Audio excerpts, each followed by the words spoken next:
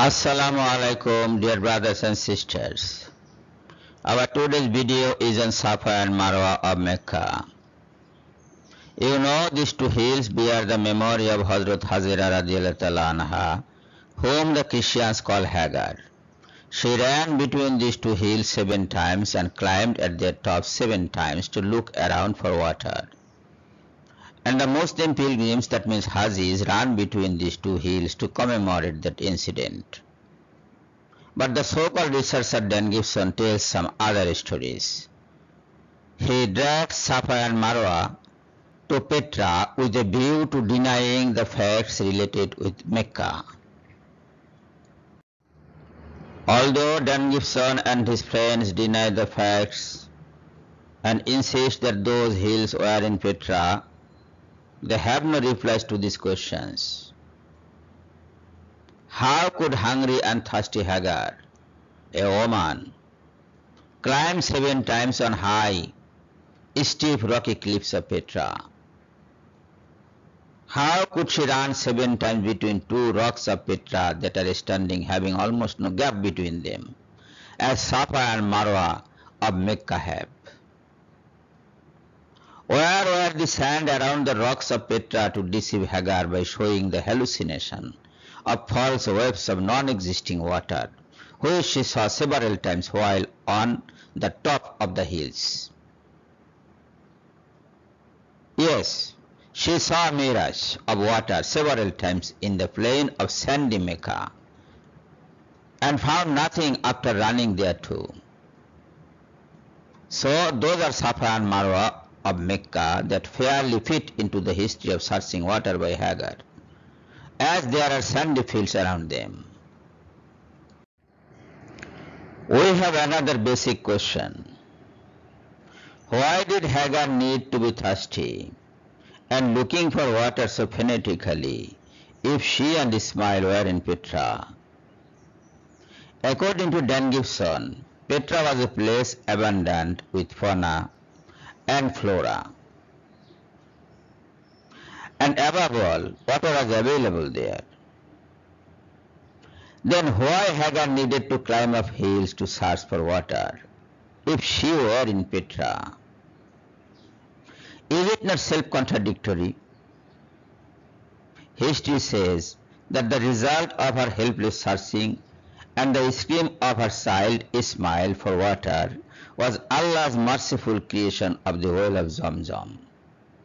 It is in Mecca, not in Petra, so place of occurrence was undoubtedly Mecca.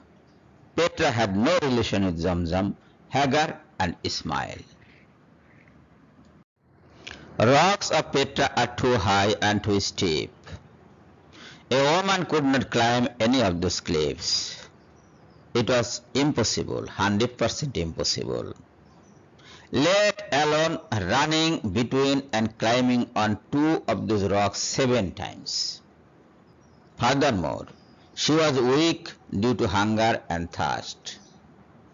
It proves the impossibility for Hagar to be in Petra and to climb those steep rocks to look around for water. So the place to which Hagar's history is related is not Petra. The known or current history of Islam cannot be challenged by misfits and mistakes of a carefree researcher like Dan Gibson. He is too much zealous for Petra and zealous against Mecca. Yes, it is unquestionably Mecca, and the hillocks are Safa and Marwa of Mecca. These 2 hills are sloping, not steep, and they are low enough for a hungry and thirsty woman to climb up.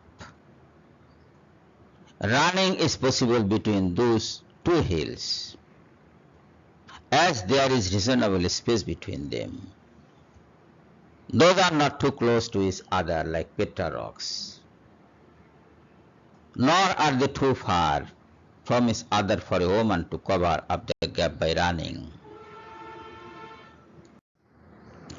Dan Gibson speaks against Safa and Marwa of Mecca because those seem too small in his eyes.